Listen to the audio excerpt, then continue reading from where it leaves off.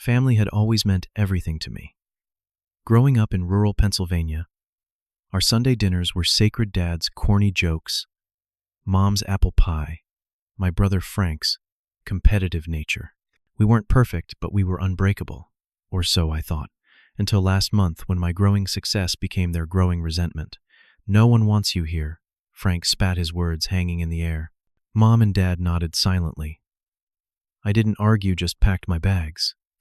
This morning, 12 missed calls lit up my screen.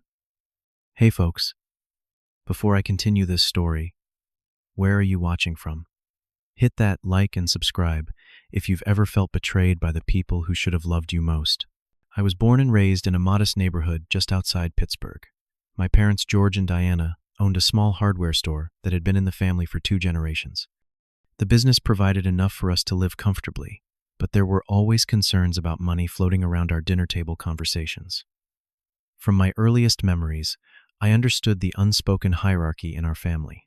My younger brother Frank, just 3 years my junior, was the golden child. He had my father's build and athletic prowess, winning trophies in baseball and football that proudly decorated our living room mantel. My parents never missed his games, rearranging store hours if necessary to cheer from the sidelines. I was different. Lanky and introverted, I found my place in the world of books and computers rather than sports fields. My room was filled with dismantled electronics that I would piece back together with newfound improvements. While Frank was scoring touchdowns, I was winning science fairs, achievements that earned nods of acknowledgement rather than celebration from my parents. "Emil has his head in the clouds," my father would say whenever I talked about technology or my dreams of creating something innovative. The real world is about practical skills. The store has kept food on our table for 2 generations. The family hardware store was more than a business to my parents. It was a legacy, our identity. The unspoken expectation was that both Frank and I would eventually take over, continuing the tradition into a 3rd generation. My mother would often reminisce about how her father-in-law had built the business from nothing, her voice heavy with the weight of obligation she hoped to pass to us. I tried to show interest in the family business. During summers and weekends throughout high school, I worked the register, organized inventory, and helped customers find what they needed. But my heart was elsewhere. While stocking shelves, I would mentally design software that could optimize inventory management. When calculating sales tax for customers, I would think about algorithms that could make the process more efficient. "That computer stuff is fine for fun," my father said when I showed him a simple program I had created to track inventory. "But nothing beats good old-fashioned paper records. They never crash or need updating." Frank embraced the store from day one. He had my father's easy way with customers and practical knowledge of tools. They would spend hours discussing supply chains and profit margins, while I sat quietly, feeling increasingly like an outsider in my own family. When I received my acceptance letter to Penn State's computer science program, along with a partial scholarship, I was ecstatic. My parents were less enthusiastic. College costs a fortune, and for what my father questioned over dinner. 4 years, learning theory instead of practical skills. "The store is your future, Emil." Despite their reservations, they reluctantly agreed to help with tuition costs that weren't covered by my scholarship. Though, reminders of their sacrifice became a regular feature of our phone calls. Meanwhile, Frank graduated high school and immediately started working full-time at the store. He became my father's right hand, learning every aspect of the business while I moved 2 hours away to university. College opened a world I had only glimpsed through books and internet forums. For the first time, I was surrounded by people who shared my passion for technology. My roommate built gaming computers as a side business. My study group spent weekends coding projects just for fun. Here, my interests weren't dismissed as impractical. They were valuable. During my sophomore year, I landed an internship with a tech company in Philadelphia. The experience confirmed what I had suspected: I belonged in this world of innovation and rapid change, not behind the counter of a small-town hardware store. Holidays became increasingly tense affairs. I would return home with stories about my projects and internships, only to be met with glazed eyes or abrupt changes of subject. "How about those Steelers?" my father would interject whenever my tech talk went on too long. Frank would roll his eyes when I mentioned coding challenges or startup ideas. Must be nice to play with computers all day, while some of us do actual work, he once said loud enough for me to hear across the living room. The divide grew wider when I met Professor Jackson in an advanced programming course. Unlike my family, he saw potential in my ideas and encouraged me to think bigger. You have a gift for seeing inefficiencies and solving them elegantly, he told me after reviewing my project. That mindset will take you places. With his mentorship, I developed my first serious application: inventory management software that could help small businesses compete with larger chains. Ironically, I designed it with my family's store in mind, hoping they might finally see value in my impractical interests. Every time I returned home, Frank seemed to have drifted further into our parents' orbit while I became increasingly alien. He had adopted my father's dismissive attitude toward education and innovation, preferring the way things have always been done. What hurt most was seeing how comfortable my parents were with this division. Their obvious pride in Frank's dedication to the family business contrasted sharply with their polite confusion about my chosen path. After graduating with honors, I received multiple job offers from tech companies. I accepted a position at a prestigious firm in Philadelphia, working on enterprise software solutions. The starting salary was more than my parents made in a year running the hardware store, a fact I carefully avoided mentioning during brief phone calls home. Within my first year, I recognized patterns in retail management that larger software companies were overlooking. Small businesses were being left behind in the digital revolution, unable to afford the expensive solutions designed for corporate chains. During evenings and weekends, I began developing a streamlined inventory management system, specifically for small retailers. My college roommate Taylor had gone into venture capital after graduation. When I showed him my prototype, he immediately saw its potential. "This fills a massive gap in the market," he said. "We should build a company around it." With Taylor's business acumen complementing my technical skills, we quit our jobs and launched our startup. The first 6 months were grueling: long hours, ramen noodle dinners, and constant anxiety. But our timing was perfect.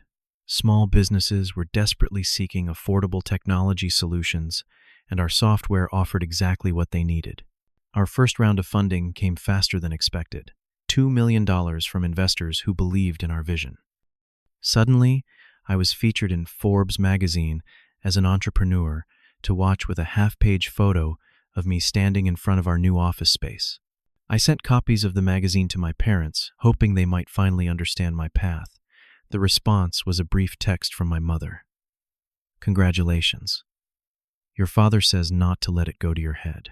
With our company growing rapidly, I purchased a condo in downtown Philadelphia. Meanwhile, I kept hearing through hometown connections that my family's hardware store was struggling against competition from a major chain that had opened nearby. During a monthly visit home, I offered to implement my inventory system at the family store. Free of charge, of course. "We've managed just fine with our system for 40 years, my father said, sliding the proposal back across the kitchen table. "We don't need fancy computers telling us how to run our business." Frank nodded in agreement. "Your software might work for hipster coffee shops, but real hardware stores run on experience and relationships." I left that night feeling a strange mix of hurt and frustration. The solution to their business problems was literally in my hands, yet family pride prevented them from accepting help. Despite the growing distance, I made efforts to stay connected with my family. I called weekly and drove the 2 hours for monthly Sunday dinners. I offered financial help when hints of business troubles slipped into conversations, but my parents always refused. "We're not a charity case," my father would say, even as worry lines deepened around his eyes. Frank had taken over more responsibilities at the store as our parents aged. The pressure seemed to be changing him. He had developed a sharpness to his tone that hadn't been there before, especially when speaking to me. During one visit, I overheard him talking to our parents in the kitchen. "Emil thinks he's too good for us now," he said, unaware I was approaching, "with his fancy condo and magazine features." My mother's response was too quiet to hear, but the lack of defense stung more than Frank's accusation. Last Christmas, I had carefully selected gifts I thought would bridge the growing gap. For my parents, the latest tablets preloaded with photos and video calling software so we could talk more often. For Frank, a high-end laptop that would make managing business accounts easier. The tablets were accepted with polite thanks, but remained in their boxes on the sideboard throughout my visit. Frank's laptop stayed unwrapped under the tree, even as everyone else opened their gifts. When I asked about it later, he shrugged and said he already had all the technology he needed. My company continued to thrive, expanding to serve thousands of small businesses across the country. When we were featured on a national news program highlighting innovative solutions for Main Street America, I thought surely my family would see the value in what I had built. Instead, the next time I called home, my father quickly passed the phone to my mother, claiming he was busy with a customer, despite the background silence suggesting otherwise. Meanwhile, Frank's demeanor had taken a concerning turn. A hometown friend mentioned seeing him drinking heavily at the local bar on weeknights. When I carefully broached the subject during a phone call, my mother dismissed it. "He's under a lot of pressure with the store," she said. "Sometimes he needs to blow off steam with friends." The defense of his behavior contrasted sharply with the critical eye they had always turned toward my choices. I wondered when I had become the outsider in my own family. After closing a major deal that would expand our company to the West Coast, I decided to drive home for our monthly Sunday dinner. Despite the growing tension, I held on to hope that sharing good news might finally earn their approval. I stopped at an upscale wine shop and selected an expensive bottle of Cabernet to accompany dinner. Perhaps this small gesture would help break through the wall that had formed between us. When I arrived, the house felt unusually quiet. My mother accepted the wine with a tight smile, but placed it on the counter, unopened, opting instead for the boxed wine already sitting in the refrigerator. My father barely looked up from his newspaper when I entered the living room. "You're early," he said, as though my presence had disrupted his routine. I filled the awkward silence with questions about the store and neighborhood news, receiving clipped responses that did little to ease the tension. When I mentioned our company's expansion plans, my mother changed the subject to the weather forecast. Frank arrived 30 minutes late, slamming the front door with enough force to rattle the windows. The smell of alcohol followed him into the dining room. "Sorry I'm late," he muttered, though his tone suggested he was anything but apologetic. "Some of us have been working all weekend." The passive-aggressive comment hung in the air as we took our seats around the table. My mother served pot roast, my favorite as a child, but now overcooked and bland. I complimented it anyway, desperate for any warmth in the frigid atmosphere. So I said, after several minutes of stilted small talk, I was hoping to share some exciting news. Our company just signed a deal to expand to Los Angeles and Seattle. The silence that followed was deafening. My father continued eating as though I hadn't spoken. My mother pushed food around her plate. "Well, isn't that just perfect?" Frank finally said, his words slightly slurred. "Emil, the conquering hero, taking over the whole damn country while our store barely keeps the lights on." "Frank," my mother cautioned quietly. "No, why pretend anymore?" He pointed his fork at me. "He comes here once a month to show off, make us feel small with his big city success stories. That's not why I started," but Frank wasn't finished. "You know what, Emil? No one wants you here." He spat the words, hitting me like physical blows. "Not me. Not them. Nobody." I looked to my parents, expecting them to object to defend me. Instead, I watched in stunned silence as they both gave small, almost imperceptible nods. My mother wouldn't meet my eyes when she finally spoke. "Maybe it's best if you go, Emil." My father remained silent, staring at his plate, as though the overcooked carrots held the secrets of the universe. He didn't contradict her. He didn't look up. He didn't fight for me. In that moment, I understood that the family I had been trying to hold on to existed only in my memory. I didn't argue or defend myself. What would be the point? Their silent agreement had said everything.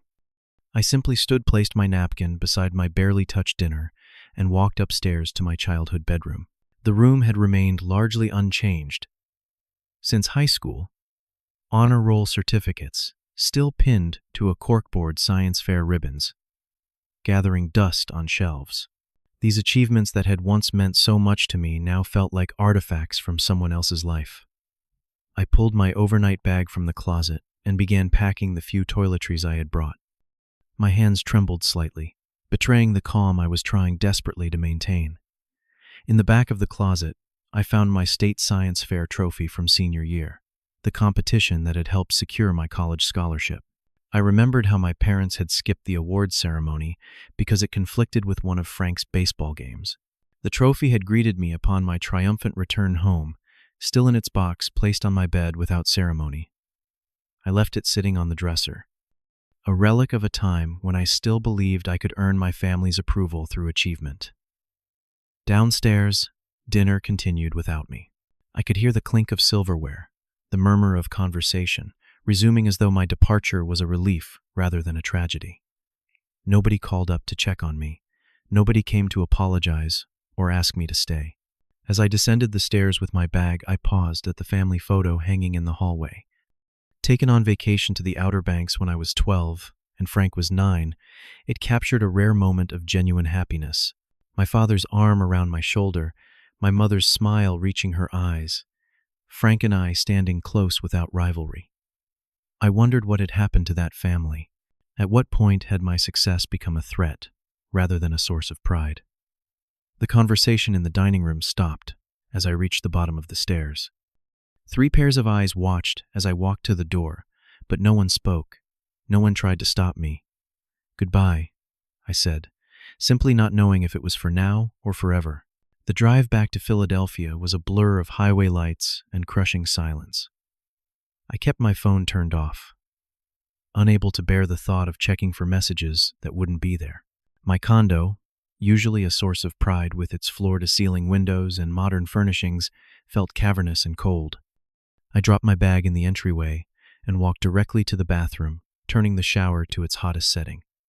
Only then, with water pounding loud enough to drown out any sound, did I finally allow myself to break down. The tears came in heaving sobs that bent me double grief, pouring out of me like a physical thing.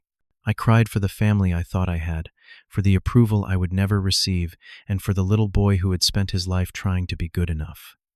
For the next few weeks, I threw myself into work with a fervor that concerned even the most dedicated members of our team. I was first to arrive at the office and last to leave, often working through weekends. My phone remained mostly off-checked, only sporadically to deal with business matters. There were occasional texts and voicemails from my mother, tentative surface-level messages asking if I had arrived home safely, or mentioning mundane household news as though nothing had happened. I responded with one-word answers or not at all. Frank never called. My father's voice appeared once on my voicemail, gruff and uncomfortable, saying only that my mother was worried and I should give her a call when you get a chance. The lack of any acknowledgement or apology spoke volumes. Our company expanded faster than projected, fueled partly by my newfound workaholism. Investors were impressed by our growth metrics, unaware that they were built on the foundation of my broken heart. "You need to slow down," Taylor said one night after finding me still at the office at 11. "Whatever you're running from, this pace isn't sustainable." But slowing down meant making space for feelings I wasn't ready to face. Working 16-hour days left little time for reflection or grief. My body began registering complaints. My mind refused to acknowledge. I lost 15 pounds from skipped meals. Sleep became elusive. My nights spent staring at code until my eyes burned or lying awake, replaying my family's rejection in endless loops. When Thanksgiving approached, I declined Taylor's invitation to join his family celebration. The thought of witnessing a functional family dynamic felt like salt in an open wound. Instead, I ordered Chinese takeout and worked on optimizing our platform's back-end infrastructure. At midnight, I received a text from my mother, "Missed you today." Pumpkin pie wasn't the same. No acknowledgement of why I hadn't come. No mention of the words that had driven me away. Just an attempt to maintain the pretense that everything was normal. I turned off my phone without responding. "This has gone on long enough," Taylor declared one December morning, dropping into the chair across from my desk. "You're coming to dinner tonight. No excuses." I started to object, but his expression made it clear this wasn't a request. 7 o'clock. My place. You remember how to socialize, right? That evening I arrived at Taylor's apartment to find not just him but 5 other people. a casual gathering of friends I hadn't known he was planning. Among them was Jasmine, an artist whose vibrant ceramic sculptures decorated several local galleries. "The infamous Emile," she said, when Taylor introduced us. "The guy who makes Taylor check his phone every 5 minutes to make sure the company hasn't imploded because you're taking a night off." Her teasing caught me off guard, breaking through the protective numbness I had cultivated. For the first time in weeks, I laughed, a genuine sound that surprised even me. The evening wasn't a dramatic turning point, but it was a reminder that connections existed beyond my family. These people knew nothing of hardware stores or disappointed parents. They asked about my interests, not as a prelude to dismissing them, but out of genuine curiosity. When Jasmine asked about my week, and I automatically began discussing work, she gently redirected, "I meant you, not your company. What did you do this week that wasn't about code or business?" The question left me momentarily speechless. Who was I outside of achievement and productivity? I had spent so long trying to earn approval through success that I had forgotten how to simply exist as a person worthy of interest. Taylor's dinner gathering became a weekly tradition, and gradually I found myself looking forward to Thursday nights. The group accepted me without demands or expectations, a novel experience that slowly began to heal something broken inside me. Professor Jackson, my former mentor, reached out after seeing our company featured in a tech publication. "Proud of what you've built," his email read. Not surprised, but proud nonetheless. The simple affirmation from someone who had always believed in me carried more weight than he could know. As Christmas approached, I declined my mother's tentative invitation home. Instead, I signed up to volunteer at a shelter serving holiday meals. Surrounding myself with others who lacked traditional family celebrations somehow made my own situation less lonely. The genuine gratitude from those we served provided a different kind of connection, one based on simple human kindness rather than obligation or achievement. When Jasmine asked me to attend her gallery opening in January, I surprised myself by saying yes. The evening spent discussing art and creativity, rather than business metrics or family expectations, felt like stepping into a different world, one where I could simply be Emile, not a disappointment or a success story, just a person, discovering new parts of himself. 3 months after that fateful Sunday dinner, I arrived at my office to find my phone screen filled with notifications, 12 missed calls from various family members starting at 5 in the morning. My first thought was that someone had died. Despite everything, my stomach dropped at the possibility of loss without reconciliation. The most recent voicemail was from Frank, his voice uncharacteristically subdued. "Emile, it's me. Look, I know you probably don't want to talk to any of us, but things are bad. The store's going under. Dad won't admit it, but we're weeks away from closing. I know I'm the last person who deserves your help, but please call back." I sat with the phone in my hand for a long time, uncertain how to respond. Part of me, a wounded, angry part, wanted to delete the messages and continue the silence. They had made their feelings clear. Why should their financial troubles change anything? But another voice reminded me that family relationships are rarely simple equations of hurt and forgiveness. People are complex, flawed, and sometimes cruel, precisely because they care too much rather than too little. When I mentioned the calls to Jasmine over coffee that weekend, she asked a question that cut through my defenses. "What do you want from this situation?" Not "what do you think you should want," or "what would make you the bigger person." What do you want? I realized I wanted closure, if not reconciliation. I wanted to understand how the people who had raised me could reject me so completely. And perhaps though I barely admitted it to myself, I wanted to know if there was anything worth salvaging from the wreckage of our relationship. After consulting with my therapist, who had been helping me establish healthier boundaries, I texted Frank, "Can meet halfway. The coffee shop off exit 132. Tomorrow at noon." I arrived at the Highway Side Cafe 30 minutes early, securing a corner table that offered both privacy and a clear path to the exit if needed. My hands wrapped around a cup of coffee more for something to hold than from any desire to drink it. When they entered, I was struck by how much they had aged in 3 short months. My father's shoulders had a new stoop. My mother's hair seemed grayer, and Frank looked hollowed out with dark circles under bloodshot eyes. "Emile," my mother said, her voice wavering slightly, She moved as if to hug me, then seemed to think better of it, settling for an awkward half-wave instead. The initial conversation was painfully stilted, comments about the weather, the drive, the quality of the coffee. We circled each other verbally, no one willing to address the elephant in the room. Finally, Frank broke. "The store is bankrupt," he blurted out, his composure cracking. 3 more weeks and we'll have to close for good. 47 years of family history gone. My father stared at his untouched coffee. "The big box store on the highway sells everything cheaper than we can buy at wholesale. We tried competing on service, on knowledge, but people want cheap and convenient." My mother finished. "Not relationships with their hardware store." Frank looked at me directly for the first time. "I know I have no right to ask anything from you." What I said was unforgivable. "But this isn't about me. It's about Mom and Dad losing everything they've worked for." I sat quietly processing both the information and the complex emotions swirling through me. "Why did you really ask me to leave that night?" I finally asked, needing to address our fracture. Before discussing their financial situation, the question landed like a stone in still water. My mother's eyes filled with tears. My father cleared his throat repeatedly but seemed unable to speak. Because we were ashamed, Frank finally admitted, his voice barely above a whisper. "Not of you. Of us. The store was already failing then. Every time you talked about your success, it just highlighted our failure." My father nodded slowly. "I was proud of you, son. Always have been. But seeing you soar while everything I built crumbled, it was easier to push you away than admit I was jealous of my own child. We thought you were judging us," my mother added. "Coming home with your expensive wine and success stories. We felt small and backward compared to your big city life." "And I was just a drunk, jealous ass," Frank said bluntly, "watching you build something innovative while I was just trying to keep a dying business afloat."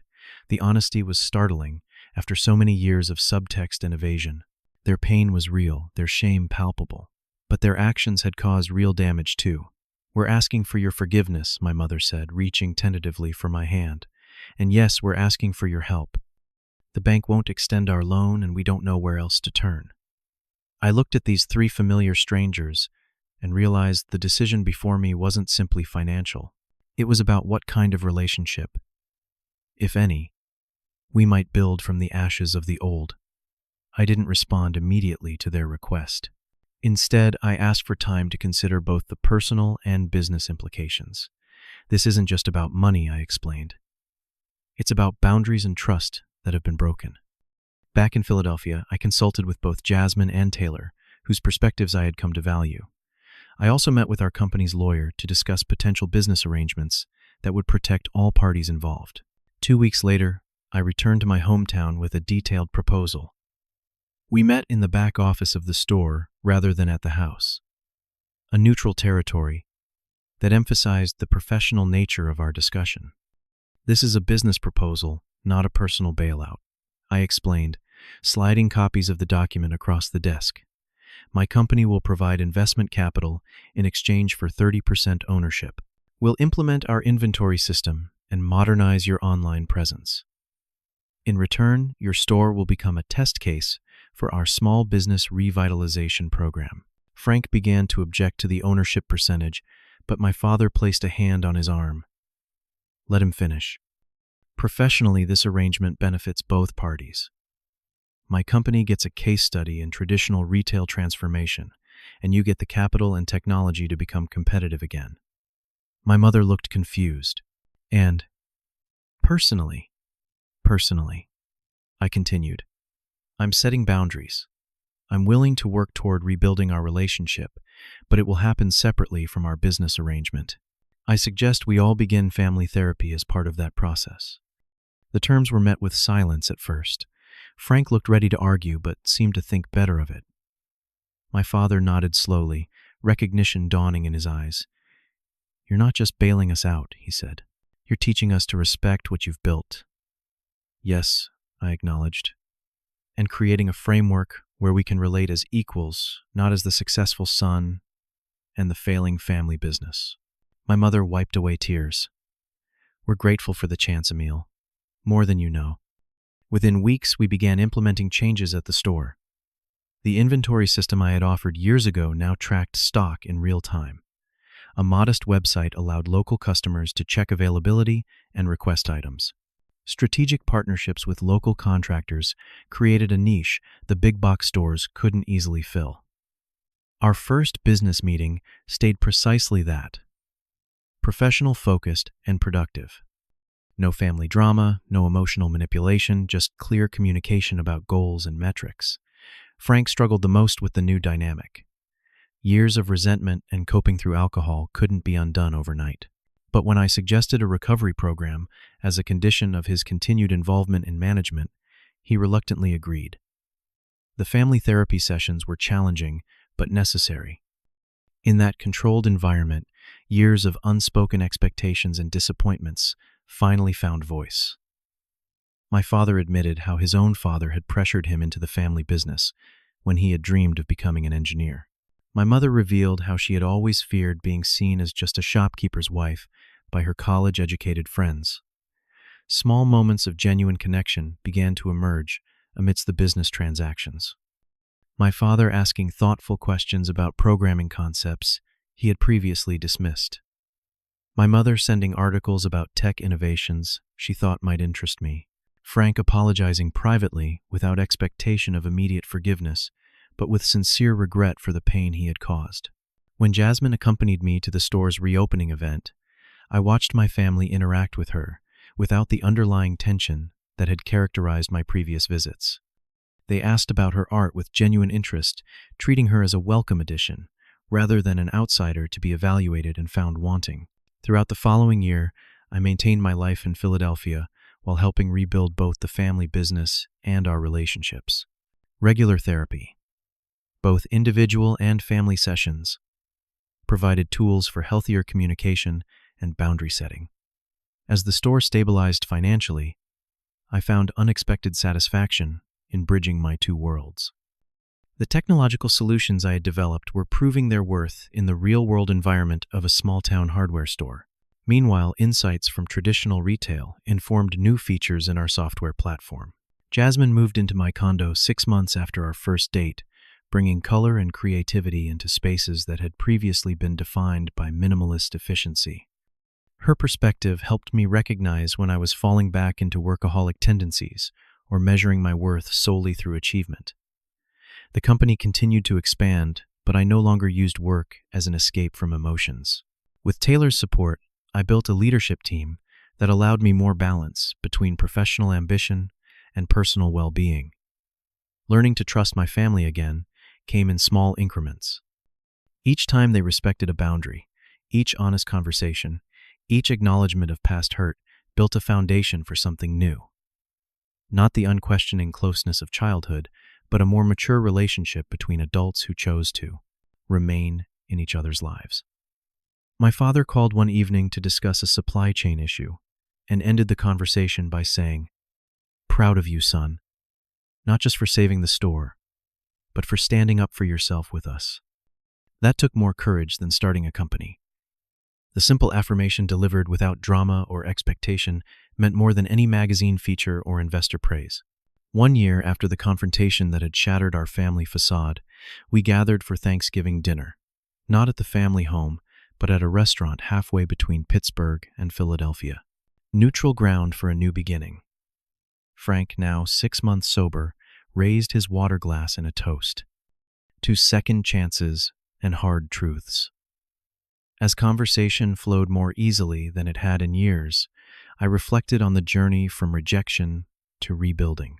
The pain had been real, the wounds deep, but the person I had become through the process was stronger, clearer about his worth, and better able to give and receive love without condition. The hardware store now thrived with a blend of old-school customer service and modern technology.